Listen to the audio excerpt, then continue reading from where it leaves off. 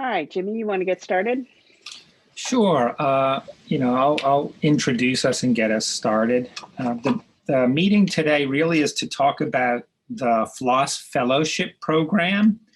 It's not really a meeting to discuss the actual programs themselves, although if you have any burning questions, Val and Hannah are here, and also Dr. Maxwell is here too, and can maybe answer some questions about the summer programs that we sponsor. The Cachiquel program or the Maya Language Institute, the Portuguese in Sao Paulo program, and that's it through Tulane. But if you have some questions, we can try to answer those. But this particular meeting really is going to focus on the actual FLAS Fellowship itself, which is the grant that funds participation in one of these less commonly taught language programs. So that's what we're going to be doing today. My colleague Valerie McGinley and I will be kind of going back and forth and sharing, reviewing the screens in the PowerPoint with you. And I would also like to invite my other colleagues, Hannah Palmer and Dr. Judith Maxwell. If you have anything to say or want to add something or that we leave out, feel free to just chime in at any point. Okay, so we'll start with this screen, and I'll do this first one, Val, if that's okay. What is FLAS?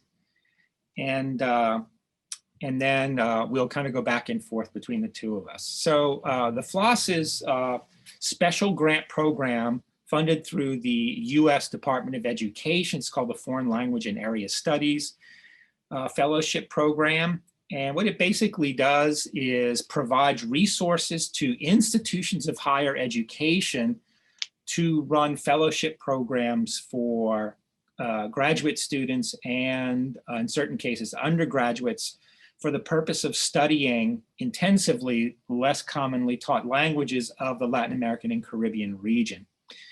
So the money is given to institutions from the federal government, and the institutions who are FLAS institutions administer the funding according to the proposals that we submitted in our grant application. And so that's kind of how the FLAS program is structured. The language programs are for, as I mentioned, graduate students and in some cases undergraduates, and sometimes they can be studied over the course of an academic year. There's a program for that, but we're going to concentrate today really on the separate program that is funding for intensive language study over the summer. Okay, and you can kind of read the other elements of the purpose statement right there. I'll turn it over to Val. You want to take the next one? Okay, so who is eligible to apply? Because this is a U.S. Department of Education funded program, our grantees must be citizens or nationals of the United States or permanent residents. You must also be accepted for enrollment or enrolled in a program, in a graduate program or an undergraduate program in which this kind of training is necessary, and that you can talk about that, and that's part of the application process.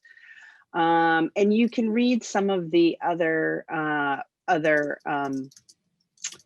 things here. This is official language from the U.S. Department of Education.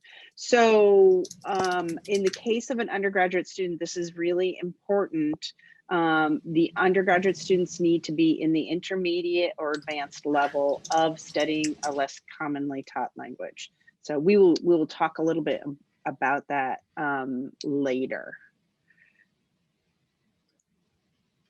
So, okay. Yeah, go ahead, Jimmy. Jimmy and I usually kind of go back and forth. Yeah, we usually just switch off on the slides as we go through it. And we'll also jump in if we have something to add to what the other is presenting on. So bear with us, be patient. You'll get all the information you need. Okay, so what are the Summer FLAS program requirements?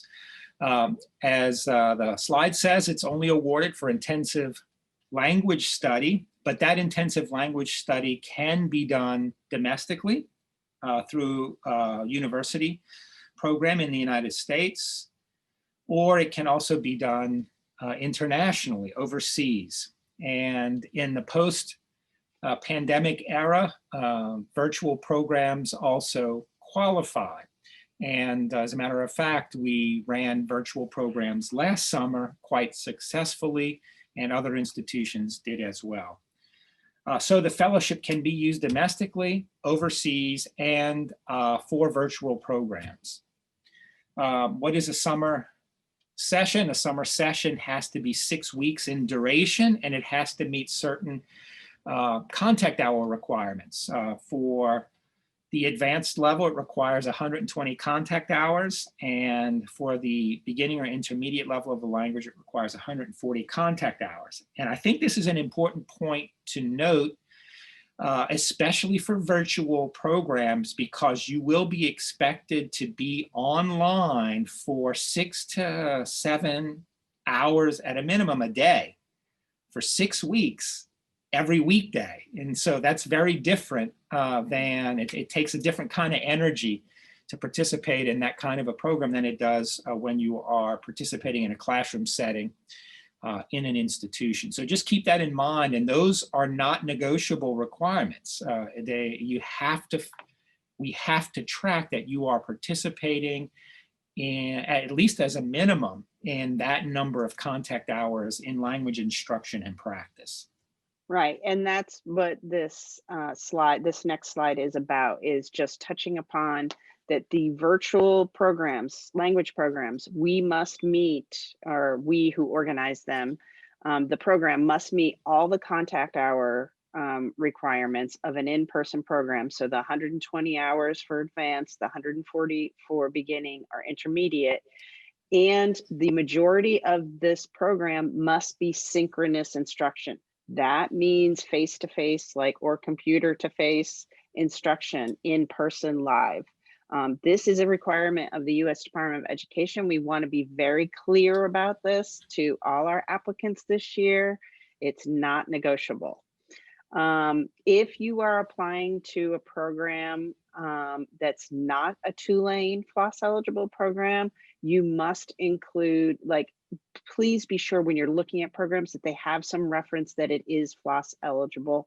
But really, we ask you to work closely with us, either Jimmy or I, if you have any questions about whether a program is FLOSS eligible or not.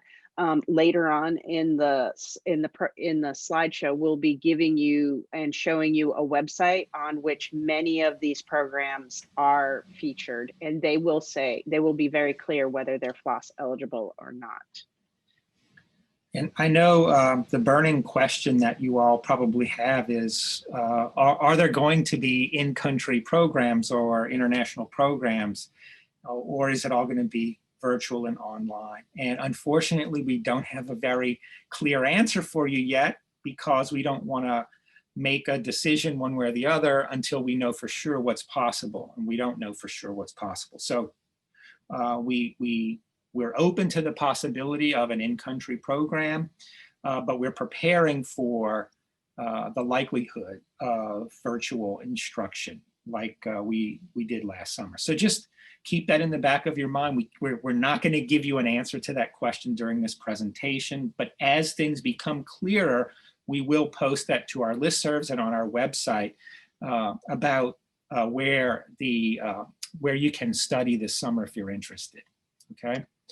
And let me just say that I see some questions coming up in the chat. We're going to hold off and address all your questions at the end, if that's okay. Jimmy, with you too. I think that we'll make this go faster.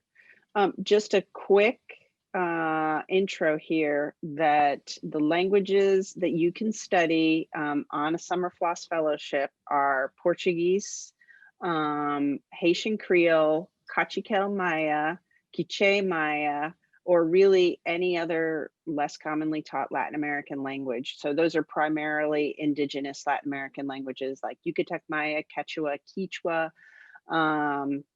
you name it. Let's see, I'm trying to think. San Diego has the, I'm totally blanking on which. You have Nahuatl too. Yeah, Nahuatl too.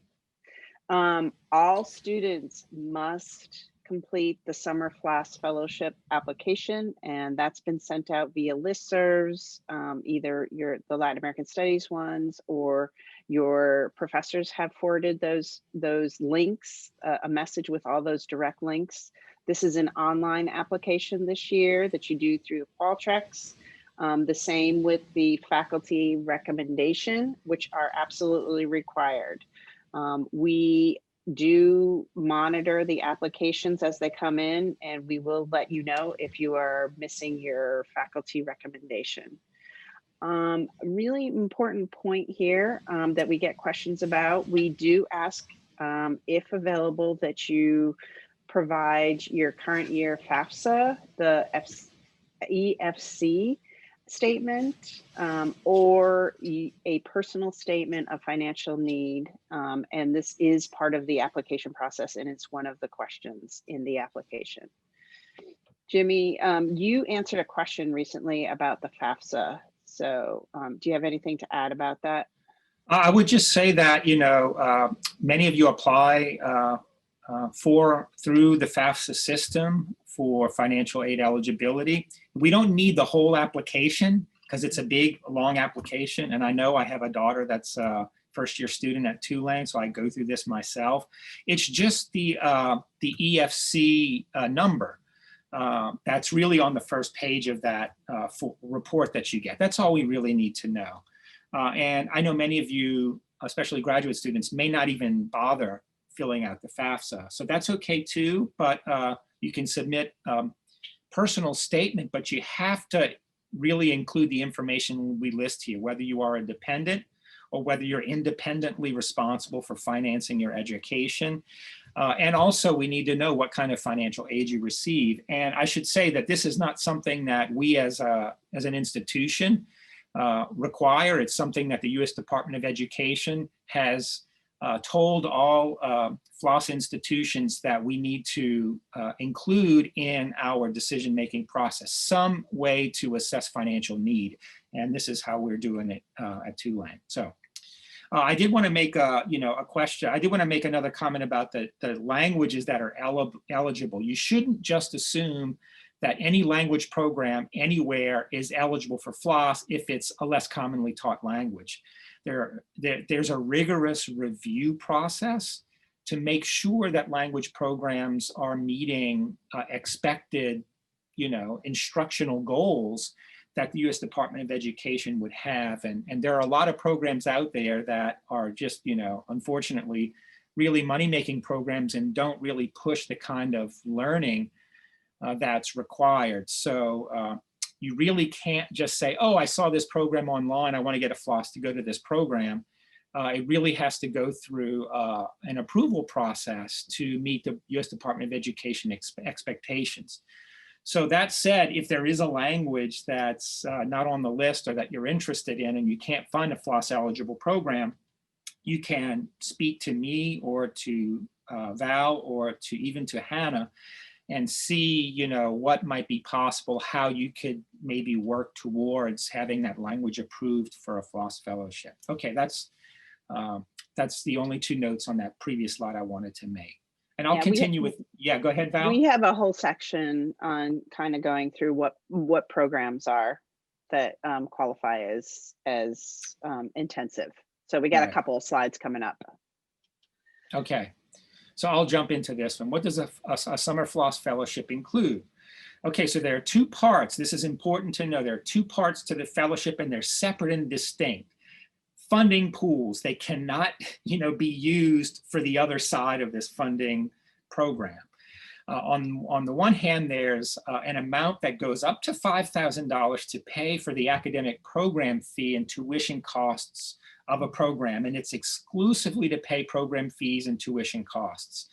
It can't be used, any balance, extra amounts cannot be used for the subsistence portion of the program. That's a separate thing altogether. And so on the other side of the program, each applicant that's successful will also receive a subsistence allowance or a stipend. That's a fixed amount, it's $2,500. So if you apply and your application's accepted, you'll get the $2,500 subsistence amount irrespective of how much the program fee or the tuition costs for your program. That's a separate thing. Now, out of this $2,500, you're expected to pay for housing, meals, and transportation. And in terms of our program, you'll have to use this $2,500 to pay the housing and logistics fee too, which does not fall under the academic program fee tuition portion of the grant. Occasionally, if we have extra funds, we will make travel awards, airfare travel awards available to students to kind of offset the costs of going into a foreign country to participate in FLAS program.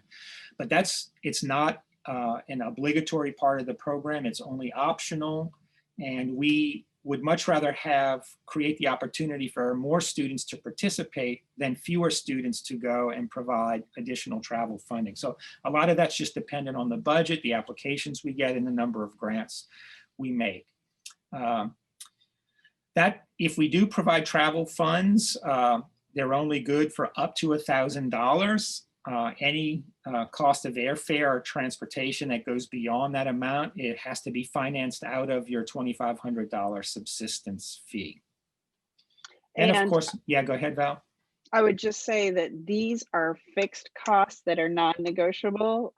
This is from the U.S. Department of Education tells us these costs and these regulations. So these are not things that we can just change. Right. Jimmy, did you have something else you wanted to? I was just going to make that one final comment on if we do give airfare awards, you have to fly a U.S.-based airline in accordance with the Fly America Act, which means you probably will be paying a couple of $100s more than you would flying an international discount airline. But that's just the requirements of using U.S. taxpayer dollars to fund this program. Right. We'll talk about that a little later, and if right. we get to make airfare awards this year. So which programs qualify as intensive? So the Cachiquel Quiche, the Portuguese, Haitian Creole, or other indigenous language of Latin America, we've already talked about that. So it must be one of these languages. And as we talked about before, degree of intensity, 120 contact hours for advanced, 140 contact hours for intermediate. And the program must be at least 6 weeks, they do say. One of the things that I was going to show you all, and I will put this this in the chat. Can you all? I think I have to change my share to show you this page. But this is the here we go. This is the class language list, and this is the Consortium of Latin American Studies Programs, an organization which is constituted by institutions that have Latin American Studies programs. The committee, the language committee of this organization, puts together these lists. And one of the things that's required on the list is that a program say whether it's FLAS eligible or not. So you will see this on this list. So I will say it is not comprehensive because it is based on people submitting their information to the people who organize it, but it is pretty complete, we'll put it that way. And I said I was going to put this address in the chat for you all. So as you can see, they list out the Portuguese programs, Haitian Creole programs, and the Indigenous Latin American programs. All right, let's go back to our, remember last year I had a hard time back and forth. Zoom experts, it feels like. Okay. So the other thing, that's the FLAS eligible program. Val, we're losing your sound. Okay. Why don't you go ahead? I'm going to switch out. Okay. So which programs qualify as intensive? We'll get into that.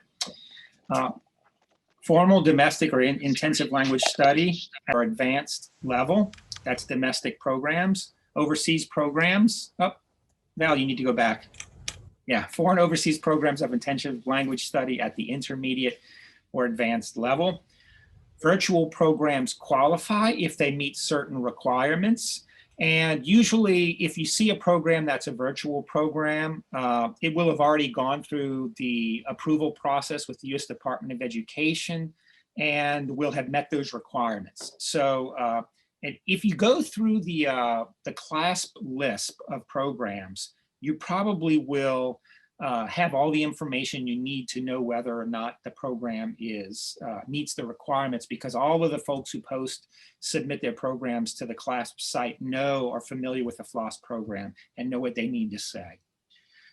Application materials about the program you're applying to must be included with your application if it's not a two-lane program. And what that means is we just need to have some documentation about the program so that our committee knows that it meets the contact hour requirements, that it's FLOSS approved, and we also need to know what the cost of the program is and the distribution of the costs of the program are. And usually that's in the brochure or the flyer or the information, the website link that you should include with your application so we can double check that.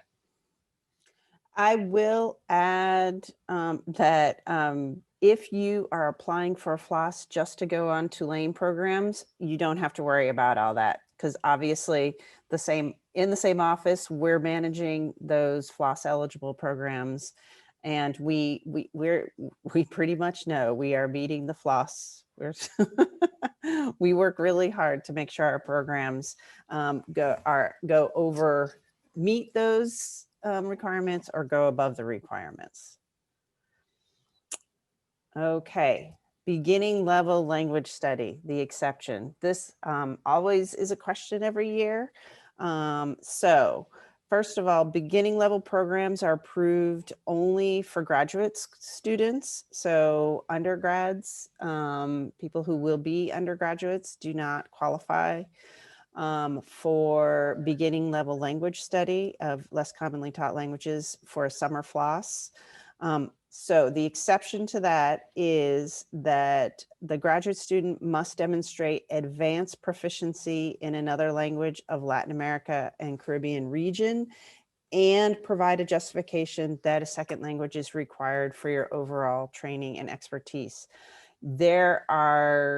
If you've already looked at the FLOSS application, you will see there is plenty of room for you to provide this information and explanation of what you need to do to demonstrate the advanced proficiency. And I'm going to let Jimmy take this one over because you deal directly with this usually. Right. Yeah, there are a variety of ways that if this applies to you, if you're a graduate student, you want to study at the beginning level, and apply for a FLOSS to cover beginning level instruction. One way you can demonstrate your advanced proficiency in one of the other languages of the region is to submit an official ACTFL or ACTFL rating by a certified ACTFL tester in the language at the advanced level. Now, some students from other institutions have the opportunity to be ACTFL tested, and so that's one way you can demonstrate proficiency in Spanish or in Portuguese or French. That will allow you then to make a case for taking beginning language classes in, let's say, an indigenous language for the FLOSS. You can also submit an academic transcript that shows that you've taken graduate level or advanced level language instruction in one of the other languages. So, an advanced language class in Spanish or a literature class in Spanish that's conducted completely in that foreign language and shows that you've succeeded in that class is another way to demonstrate advanced competency or proficiency in the language. And finally, some programs, graduate programs, will require their students to take some kind of language assessment exam. It could be a reading exam, it could be a translation exam, but in some way you have some certification that you've met language requirements for the graduate program. And that can also be submitted as a way to demonstrate your advanced proficiency, which will allow you to make a case for taking beginning level study for a FLAS fellowship. Again, to remind, this is only open for graduate students. Unfortunately, undergraduates must be at the intermediate or advanced level of the language they hope to study to be eligible for a FLAS. And I will add for Tulane students, and I think most of everybody here today is a Tulane student, there is now the opportunity to get an official testing and online testing through the Language Learning Center. And we just contact us if you need to get some sort of official, testing, especially those of you who might be heritage speakers of Spanish. You might need that to help with this certification process. Just contact Jimmy or I. The new director of the Language Lab has just joined, and we've been working with her on this new system that she's implementing. Also, I will add, French is considered a language of Latin America. So for those of you who might have advanced French proficiency, that qualifies also. Okay, anything else, Jim? Okay. Not that I can think of. Okay, so I'll take this one. So if you get a FLAS fellowship, what are your obligations? What do you have to do beyond just participate in the program? These are absolute requirements that you must participate in and agree to do. And if you don't, you could lose your FLAS fellowship as a consequence. So you do have to attend pre-departure meeting with me and Val to review the obligations of the fellowship, just to go over everything and make sure that you understand what you have to do as a FLAS fellow.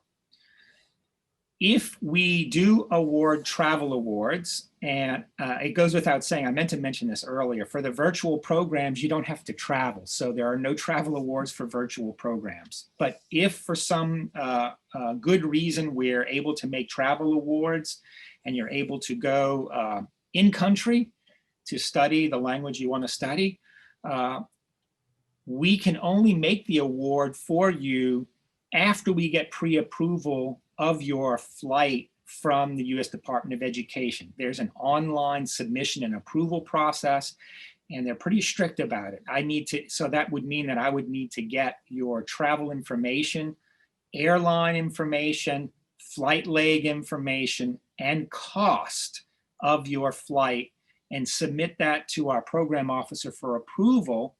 And I have to have that information 30 days before you plan to leave to travel to the study program in order to get that travel approved. Okay, so that's if you're receiving a travel award. It might not be relevant to your particular case. You also are required, if you're a FLAS fellow, to participate fully in the program of study.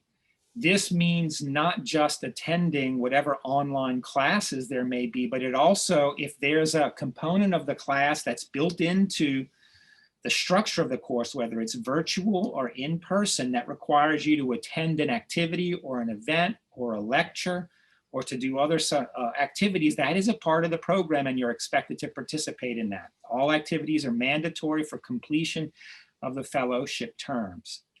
Also, I know graduate students are always thinking about field research and getting into the field, finding funding to do that so you can do research, but just realize that the FLAS Fellowship is not a research grant. It is a language study grant, and the funds are intended for you to focus on improving your language proficiency.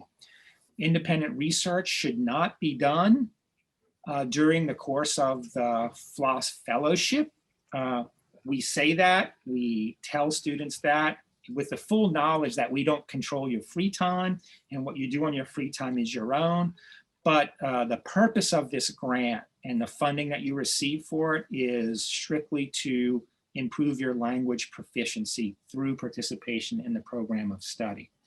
If you want to do independent research, you should plan to maybe go into the field if if we're allowed to send you into the field for language study, a week or two before the program starts, or you can stay a week or two after the program ends to do your own independent research, okay? Also, and this is true for especially true for virtual programs, you can't really tune out. Class attendance is not optional. You have to participate in the full virtual experience, which means, you know, if you're online and you have your Zoom icon in place and you're not responding, then the assumption is that you're not there, and that is a problem for the FLAS Fellowship. So just be there and participate. It's not optional for you to attend. Also, the U.S. Department of Education requires that there is some kind of accountability and reporting of your performance and how you do in the program, and also an evaluation of the program. So all students who get a FLAS Fellowship will have to complete an online report in the U.S. Department of Education's reporting system, which is called IRIS. And usually what happens is I'll send out through the system a notice to all of you who get grants that you have to go online, you'll get a link to do it, and you have to complete your report. And this is a requirement of the grant. And as a matter of fact, we as an institution have to submit our program report on the entire FLAS program, and we can't submit our report if students haven't submitted their individual reports. So I become someone's annoying uncle or whatever, however you want to think of it. I will send you emails, daily emails, to remind you that you have to do this as the deadline approaches. So just save me that frustration and that anxiety. Fill in your report when you get the first email and be done with it. Right, because you don't want to be chased by me. I'm even more annoying than Jimmy. Right, yeah, and the reason why is because they chase us. The U.S. Department of Education program officers will harass us about our report. And it doesn't look good if we have to say, oh, we can't submit our report because we're waiting on a few students to submit theirs and they won't respond to us. So anyway, that is a requirement of the program. And if you fail to adhere to any of these requirements, we at Tulane reserve the right to remove your eligibility for future FLAS Fellowship funding because of that. There is also a biannual FLAS tracking survey that's managed out of the Department of Education using the email address that you provide as a part of your application that they'll have access to, and they manage that. It doesn't come through Tulane. So if you get a FLAS Fellowship, just expect that every couple of years or so, for who knows for how long, the U.S. Department of Education will send you an email instructing you to fill out a tracking survey. And that's supposedly a requirement of the grant you have to do. Okay. I'm going to follow up this, and I really want to emphasize the full participation. It is impossible to hold a job and participate in a FLAS program. Now, if you can be very flexible about the hours for your job, like you work on weekends, but we witnessed this last summer, that a few people had FLAS Fellowships. They also had a job, and they tried to maintain working, and they had to give up their FLAS Fellowships. They had to return the funds to us because they couldn't fulfill those obligations. So I just want to, there is a reason that, so when you are in the field, you are 100% in the program. You can't have a job when you're in the field. And we expect the same or almost as similar if the program is virtual. Just yeah, and just to add, in terms of the time commitment, you might think, oh, 120 or 140 hours is all I have to do. That's not true. That's 120 contact hours or 140 contact hours. Just like any class you take, there are the contact hours, and then there's the homework that you have to do outside of class. So don't think that you can participate from 9 in the morning until 3 in the afternoon, and then go to a job in the evening, from 4 in the evening until 10 in the evening, and be prepared to complete the course successfully. You're going to have homework, you're going to have expectations that aren't a part of the contact hours, but are a part of the class expectations and obligations. So just know that if you get this grant, your time is the program's time for those 6.5 weeks. All right, my last note here before we take questions is to please ask us, please come to us with your questions. Please do not go to the program officer at the U.S. Department of Education. She very likely will just turn around and then refer you back to us, because this is a grant program where we manage the grant funds according to our way of managing the grant funds. Each institution has its own way of managing the grant funds. So we might not manage our grant funds the same way that UCLA does or University of Arizona does. So please keep that in mind, that this is a grant to Tulane, and we do it our way. This is the way we manage it according to the rules and regulations put forth by the U.S. Department of Education. All right. We got a couple of questions over here in the chat, Jimmy. I'll take sure. Kaylee Coleman. Okay. Tulane does not have a Haitian Creole program, but we highly recommend participation in the FIU program. Right, and I'll take Dariana's question, if international students could be eligible for the FLAS. Unfortunately, the FLAS program is only available to U.S. citizens or permanent residents. Now, if you're an international student, but you do have a permanent resident status, you're eligible. Eligibility is determined not on the basis of whether you're from another country, but on your citizenship status, or your, I don't know how else to call it in that regard. So only permanent residents and U.S. citizens are eligible for FLAS fellowships. I also wanted to mention, it's kind of related to Kaylee's question too, about Haitian Creole. We do have at Tulane a priority list of programs and languages we support, and it really is connected to what we do well at Tulane. So we prioritize Cachiquel Maya, we prioritize other Maya languages, Brazilian Portuguese, and because we have an academic year program in Haitian Creole, we prioritize Haitian Creole. That doesn't mean we don't fund other less commonly taught languages. It just means that, you know, we have a priority schedule where we emphasize those other languages that we can support better through Tulane before considering other languages. We also open up our program to applicants who are non-Tulane students. But those of you who are Tulane students, I want you to know that we prioritize Tulane students over non-Tulane students, naturally because the grant is managed through Tulane University. Okay, let's see. What other questions do we have here? Haley, yes, you receive the $2,500 stipend if a program is virtual. You get it no matter what when you are a FLAS fellow, period. Okay, and Dariana's question is a great question. Should recommendations be written by a language instructor? My answer to that is yes, if they can be, because what you want is someone who can comment on, number one, your ability in the language that you're proposing to study, and secondly, the need for that language in your program of study. Sometimes students want to get their history professor to write a letter of recommendation for them. And that's fine, you can do that, but what our committee likes to see is a commentary on the language skills and the language need that some professors may not know about, or may not, they may not have enough information to address that.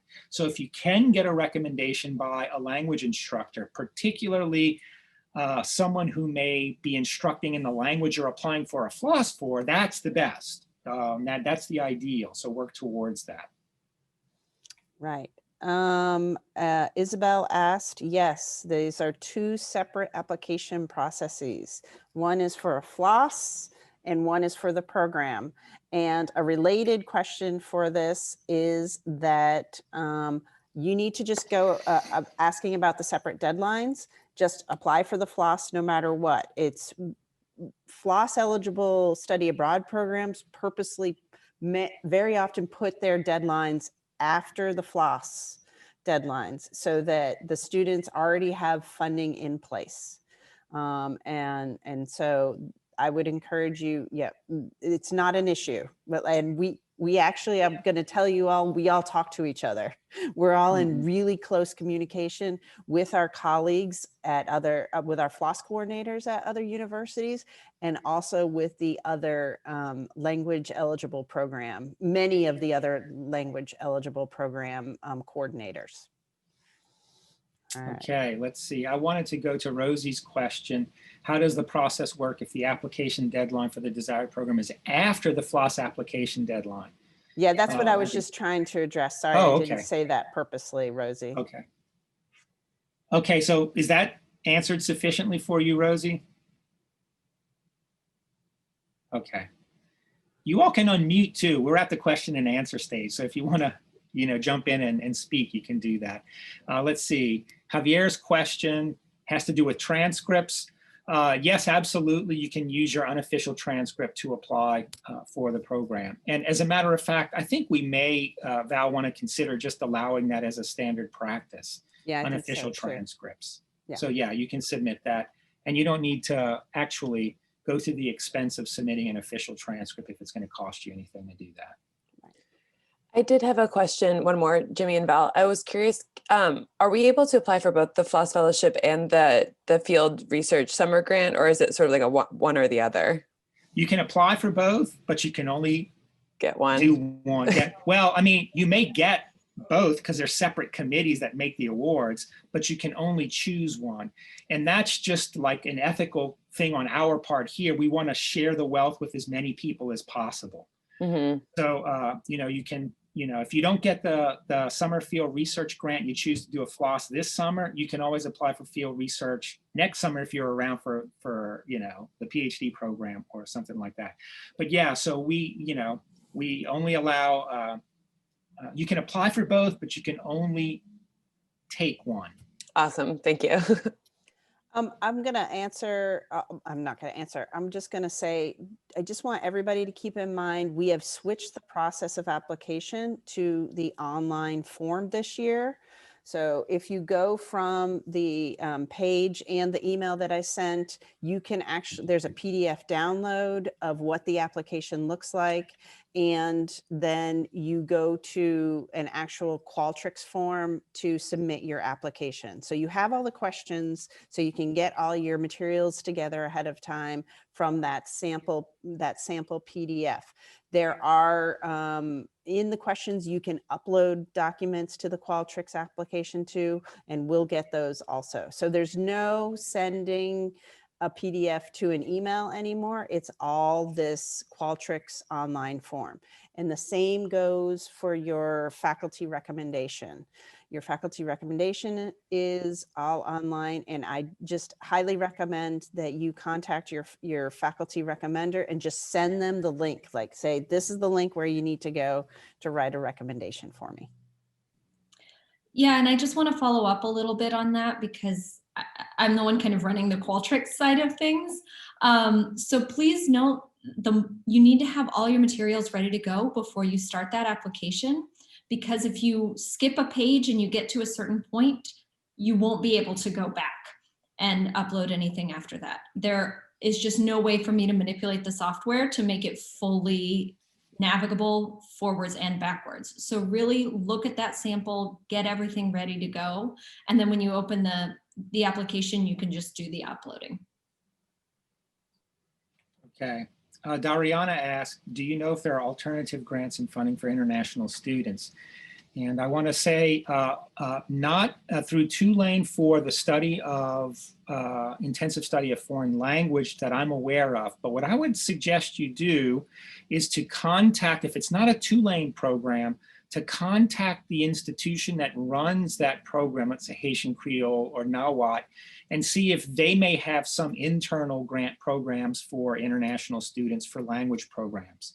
Now, I will say that we do have funding for international students to do field research as opposed to foreign language study. So oftentimes, Dariana, what our international students do who aren't eligible to apply for a FLOS is to just focus on the research side of things and develop their research program by putting together a grant application for field research. And that might be something you might have to focus on if you're not eligible for a FLOS. And I'd also add, Jimmy, that the summer funding situation right now for graduate students is still very fluid. It's not set in stone because of the pandemic. But you all, as our graduate students, will be the first ones to know, like, if we come out with another competition, say for alternative activities for next summer. And that will, the Stone Center will be able to fund international students with any additional competitions for funds for summer research or summer support. Thank you to the three of you. I'm having problems with my camera. Thank you, Jimmy. I'm looking at the, sorry, FIU and the Florida International University Haitian Creole Intensive Summer Program, because I've been looking at that since I started this program. Right. So I really want to do that, and I will try to work with you and see how can I apply for that either way. Thank you. Okay, sure. And reach out to the folks at FIU too. There may be some, opportunities there that I just don't know about. Right. But I'll work with you, Dariana. Thank you. Javier, yes, we will have one. We know we will have at least one more summer of funding, summer of 22. We head into a new competition in the spring, summer of 22 for any summer funding for FLOS beyond that. And Frida has asked about the proposal narrative part of the application. There's no specific format, just answer the question the best way you know how in narrative form. We don't have any particular formatting requirements. Right, and I'll also emphasize, we get asked about how long should it be. Again, just answer the questions as best as possible, but also keep in mind that the faculty will be reading your proposals. So be very concise. Yes, and considerate of time. So it does no dissertations, please. Please. Just the basic essentials for what you need to answer that particular question. Let's see, did we miss anything? I don't think so.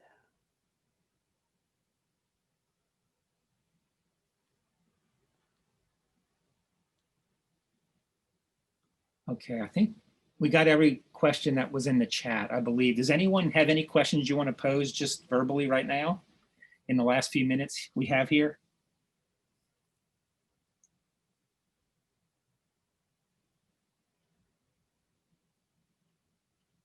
Okay. Well, in that, yeah. Well, I'll just want to tell everybody, if you're considering any other languages like Yucatec Maya or Nahuatl, please reach out to us if you have any questions. For example, Hannah Palmer was the graduate resident director of the Duke UNC summer program when she was a graduate student. So she can help, she can help direct you to the right person if you have very specific questions or if you need recommendations. We also have personal knowledge of other programs. So like the MishTech program sponsored by San Diego State University. So I just want to say that we have knowledge of other programs. Please come to us with any questions that you might have. And if we don't know, we might be able to tell you exactly who to ask.